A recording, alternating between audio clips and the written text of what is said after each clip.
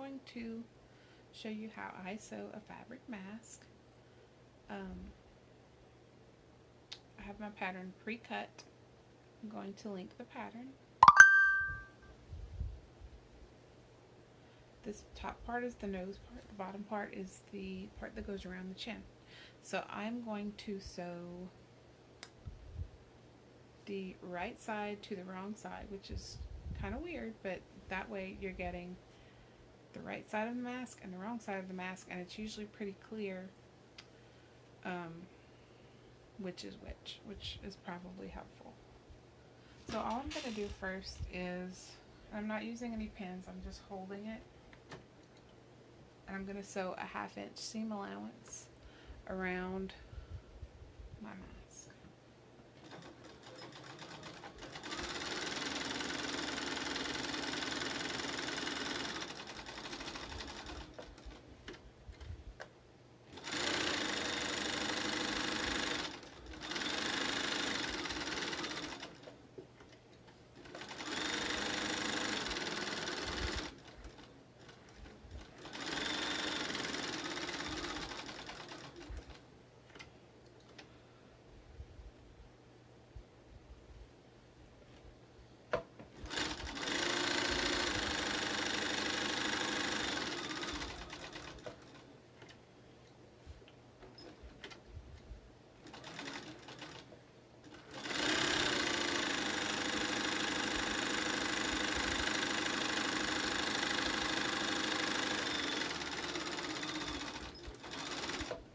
Okay, and why a 1/2 inch seam allowance? Because that's what the pattern calls for, and because when your fabric doesn't line up perfectly like this, it doesn't matter because you're cutting it off, so it won't mess up anything if you're cutting these in a hurry, which I'm always in a hurry, so I'm cutting them in a hurry.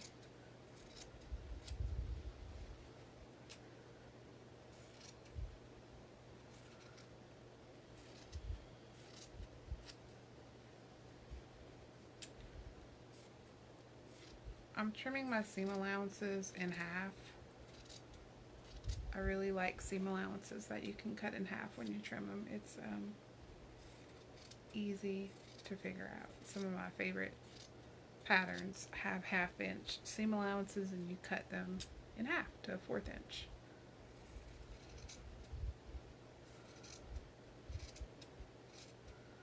Okay, so that's done. Now, in order to save time, I don't draw my darts on. The pattern has darts. I did modify the darts. I made 2 darts at the bottom. I leave the dart at the top exactly how the pattern calls for. I changed the darts at the bottom because I found there was a little gap, so instead of using 1 dart, I used 2 darts that are just about, they probably take up just a little bit more than, they probably take up a little bit more space than what the pattern calls for, but not by much, maybe by a 1/2 inch altogether. And I'm just freehanding it. You could draw your line before you stitch. My line's right here. You could draw it if you want to. I did on some of them. Now I've done so many that I can freehand it. So I don't pin it, I just sew it. This is the part that is probably a good idea to, so this is my middle. I'm going to snip it because it's easier to see. So this is my middle, and I'm going to fold like this, which is about 3/4 of an inch, and then I'm going to stitch, this is my middle, I'm going to stitch triangular a dart right here.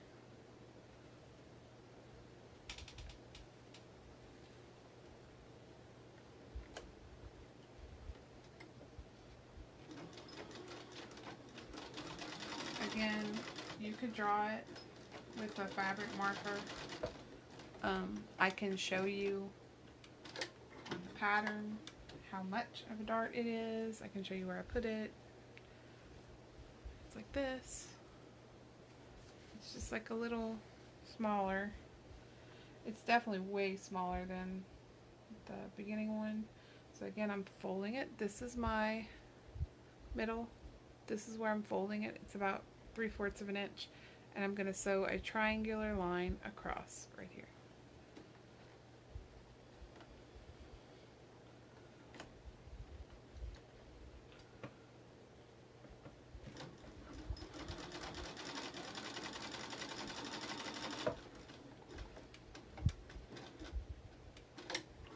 I will zoom in the camera so you can see my machine a little better when it matters. Okay, so now I'm just going to cut off the excess that's inside the seam allowance on the dart.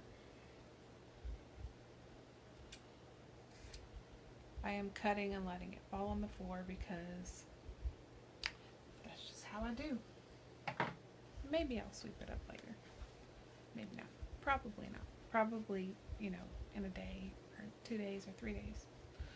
Anyway, okay, so now's the part where it might freak you out that I don't measure and don't. So the top is the nose dart. Bottom is the chin, or the chin darts. I'm gonna wash this before I wash all my fabric before and after. And mine, I know I saw that some of y'all say not to dry them. Mine can be dried because I've dried all my fabrics ahead of time, so which is good to do. But I guess maybe y'all are doing that because of the elastic. I don't know. I think drying everything is great. So I am going to pin the darts. Sometimes I don't. Let me turn this down if I can. Let's see. Okay, so I'm going to pin it like this. I'm going to fold the next one. You want your darts to go down from the nose. So see, I'm making it go down. I'm folding the dart over about a 1/2 inch.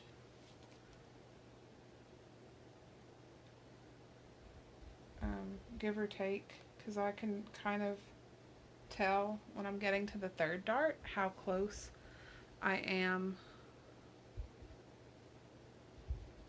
to being about the right size on the sides. So I'm gonna just sew this one. All you're doing right here is you're just basting it. You're going to sew over this again, but this is just to keep your darts in place. You can probably zoom in and you can see a little better. Let's see.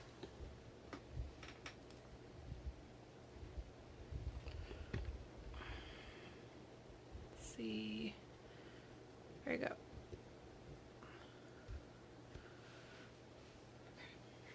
So I'm sewing down towards me, the darts, because if you try to go the other way, you're going to have more trouble. You don't need a back stitch because you're going to sew over this.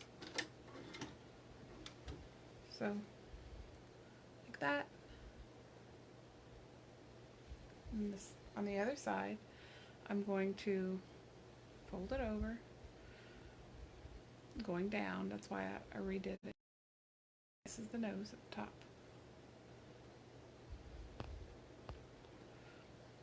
And pin it. And I just kind of look to see, okay, how big was this one on that side? If you measure all this, good for you, but it will take you longer. It'll take you an hour to make each one. Actually, it might take you longer, but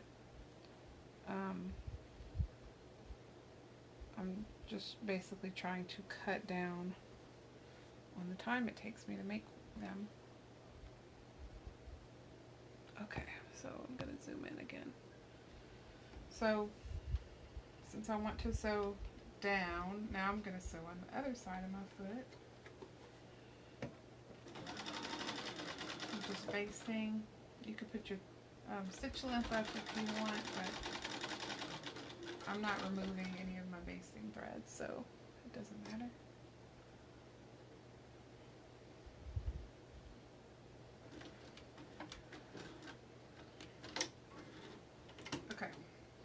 So now is when I'm going to do the bias. So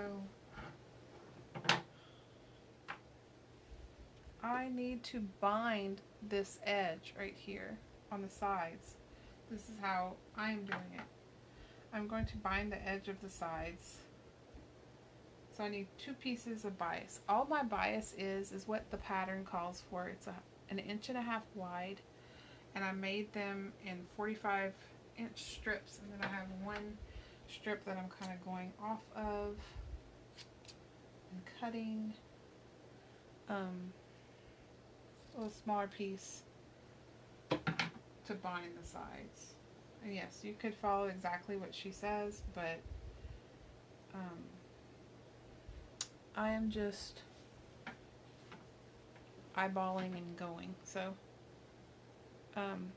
you're going to sew again right side of the bias to the wrong side of the mask. I know it feels wrong, but this is a neat way to do bias. So you could make your bias, like actually make the bias ahead of time. I think this way is way faster. So okay, so right side of the bias to the wrong side of the mask on the sides. And now I'm leaving the same 1/2 inch seam allowance. I just did one, and I did 1/4 inch, and I don't think it's necessary. I think it kind of looks tidier this way because something is inside of your seam instead of cutting it and turning it. Okay, so so now you have like this. You're going to flip it, and then so you're taking it from here, you're flipping it around, and you're going to fold it like this, and then you're going to fold it on top like this. So it's like this, and then like this, and that's it. Ta-da! And then you're just going to stitch along this edge that you just folded over, not the outside edge. You want to make sure you get close to this new edge, and your goal on this is kind of try to cover up the seam you just did. It's not a big deal if you don't. So I'm just folding it over, and I'm just holding it in place as I go. I'm not pinning any of that.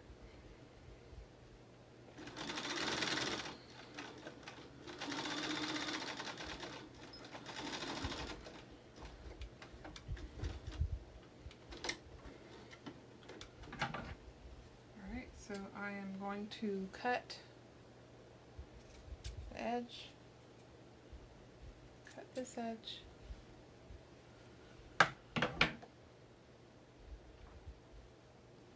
and I'm going to do the same thing with my other little purple piece I cut. So right side of the bias binding to the wrong side, which is the inside of your mask. So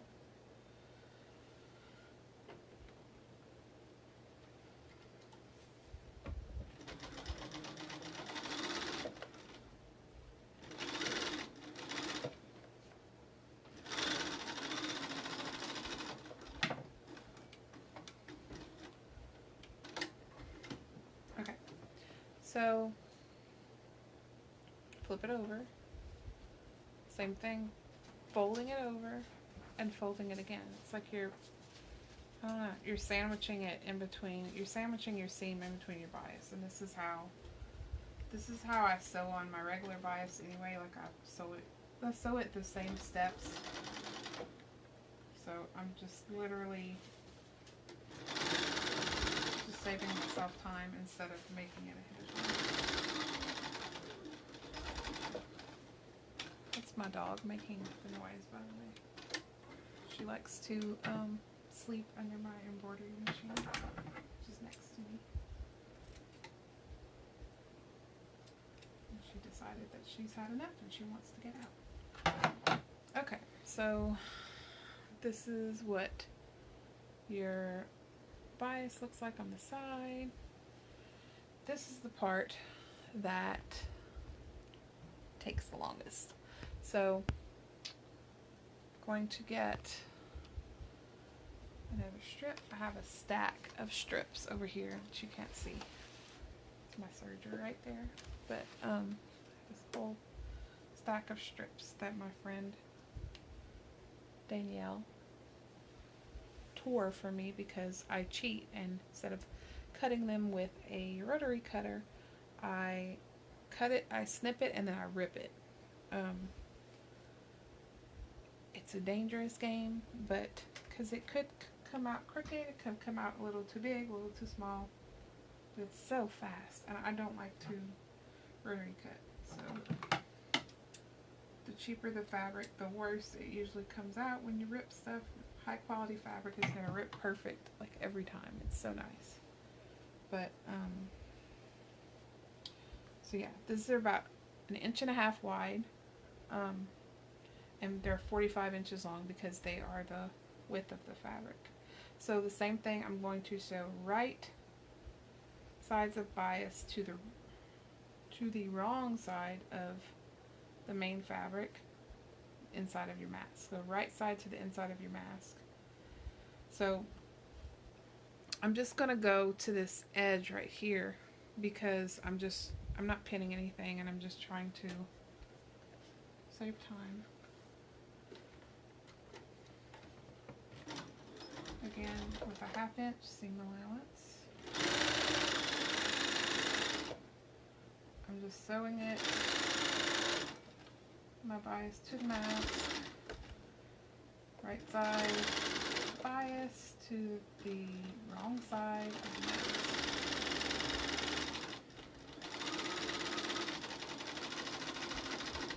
Okay, so cut.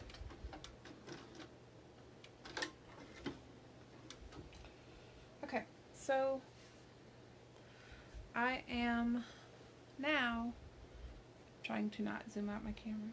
I'm going to now fold this over the same exact way that I did the sides. So I'm folding it in half, like folding it over like this, and just folding it over the seam like that. And it looks like this when it's done. So again, just trying to cover, hey puppy, just trying to cover your existing seam. If you really want to cover it, you can trim your seam allowance. I kind of like it not trimmed because, like I said, it fills in your bias. I kind of like that look, so it's a little, I like it. It's a little harder to cover that first seam though, so there's benefits to both ways. I've done it both ways.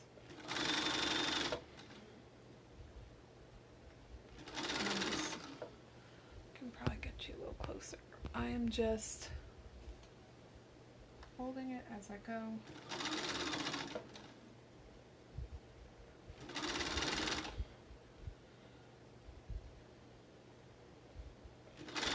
When you get to the pleat at the top, you kind of just make it work. You kind of fold it in and it works out. Don't stress out over it. It looks like it's not going to work, and just make it work. So now that I've gotten to the end, I'm going to go all the way to the edge and I'm going to back stitch just because I like to reinforce things. And then I'm going to fold this over. I'm going to keep folding it. I'm just folding, taking this, and I'm literally folding them both to the middle and then over together.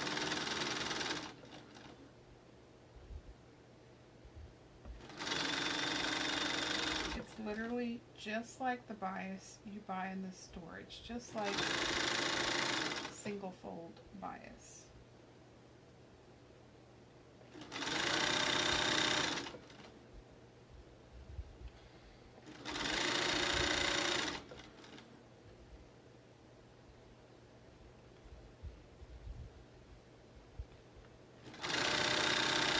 I'm just saving myself the time of ironing it, or pinning it, or any of that.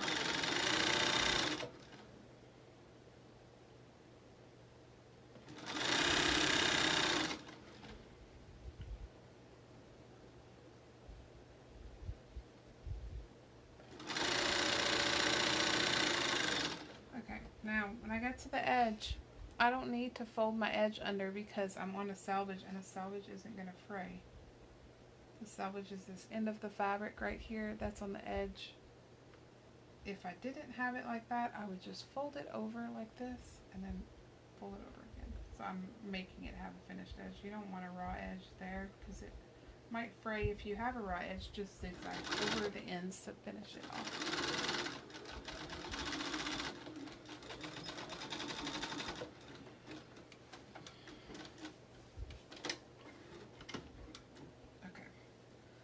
So now your problem with this is, well, you have one end that's finished and one end that's not.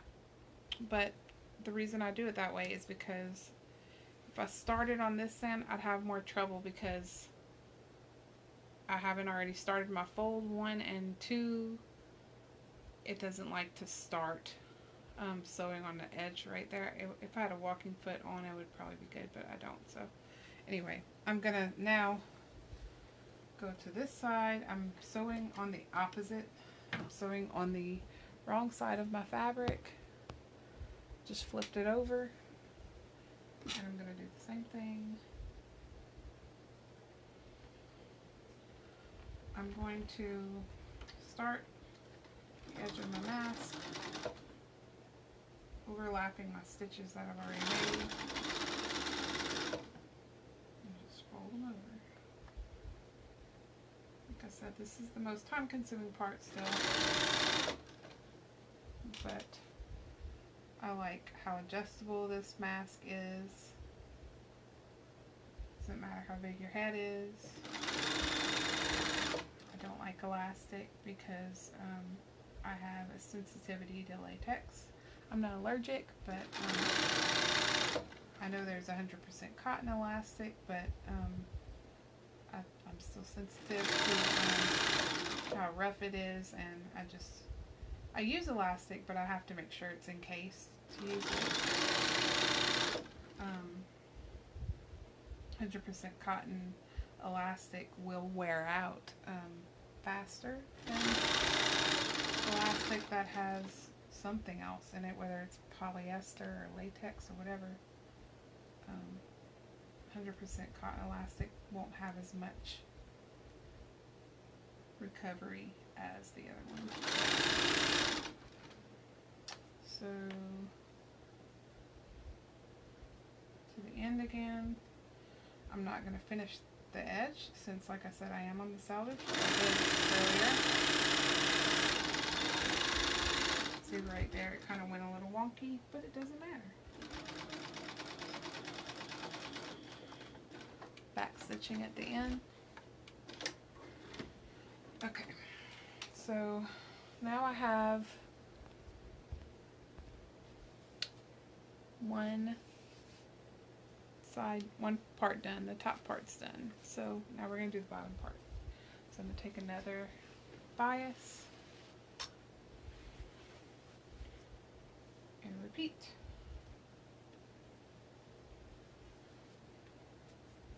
Finding my center, snip, snip. I don't know if I mentioned this, but you don't have to do that. You can mark it with a pen. You can pin it. I like snipping. So again, we're right sides of the bias to the wrong side of the mask. And I'm still doing the same thing. I'm going to start at the edge of the mask instead of starting at the edge of my at the end of my bias. I could do that, but it would be more trouble. Just trust me.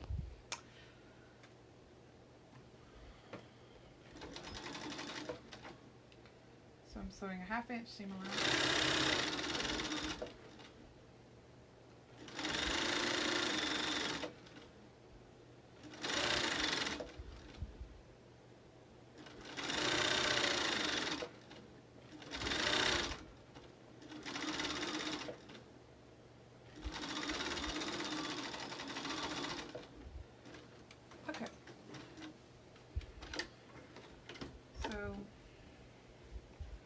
same thing. I'm going to flip it over, fold it, and then fold it over again.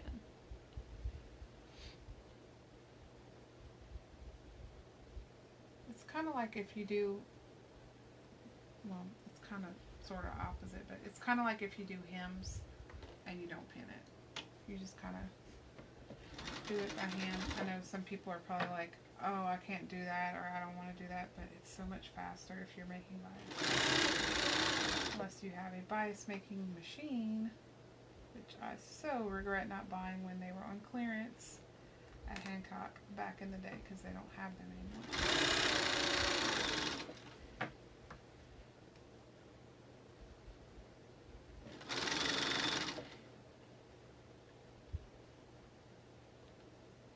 Bias making machine has special attachment that you run this through, and it basically folds it for you like this, and it also irons it. It heats up.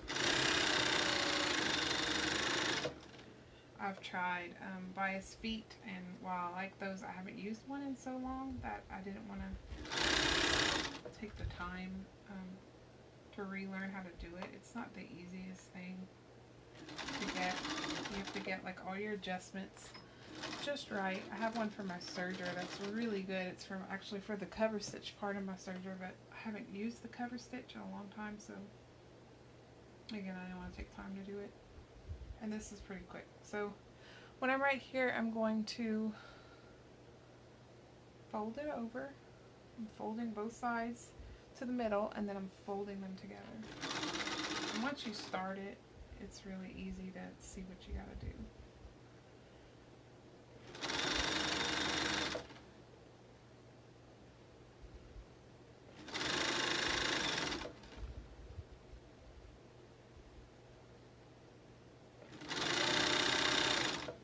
The more you do it, the faster it gets.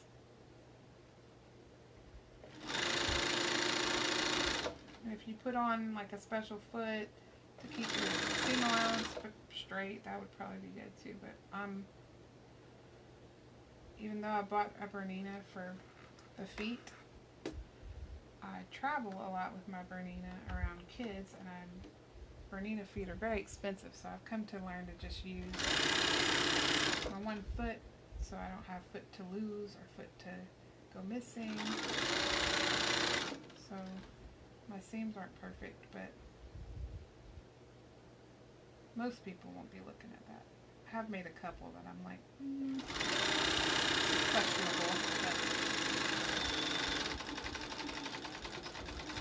for the sake of time, I'm making allowances for that. So see, already we've got half of that tie done. So that's the top tie. So now we just have this last string, and then we're done. So I'm going to flip the mask over to the wrong side. You can do this however you want though, but that way I'm still doing it exactly the same way. My bobbin thread and my top thread match, and my tension's right, so it's going to look the same. So I back stitch there, overlapping the stitch that I already had. I'm just going with it.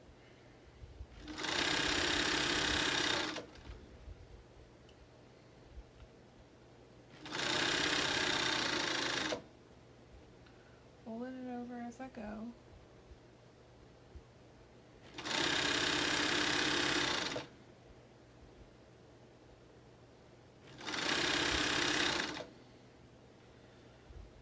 My fabric just has some little frayed threads on it because it's cotton. I'm using 100% cotton. And like I said, I washed all my fabric ahead of time and shrunk it. And I will also be washing it again. I washed it and dried it earlier, and I will also be washing it and drying it again before I give it away.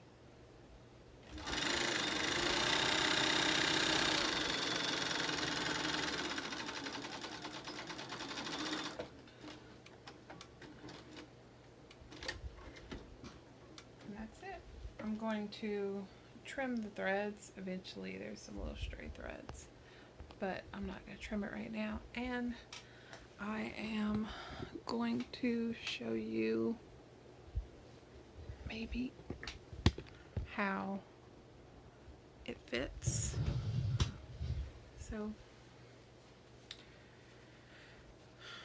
this is the pleat one. The part with one pleat is for the nose, so I'm gonna put that over my nose.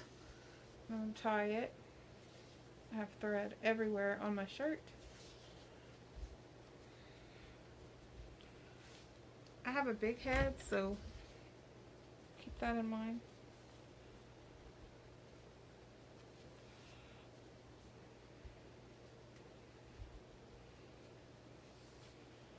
Okay, so now it's on. Usually just stick it over my ears like that after. You don't have to. It'll stay. It does help that I have a ponytail. I have tried it without a ponytail. It still works. My husband tried it. It stays on for him as well. My daughter tried it. It stays on for her as well. It's very adjustable because of the straps. As you can see, there's no gaps. This is like this because of the pleats, and because I can pull it as tight as I need to. So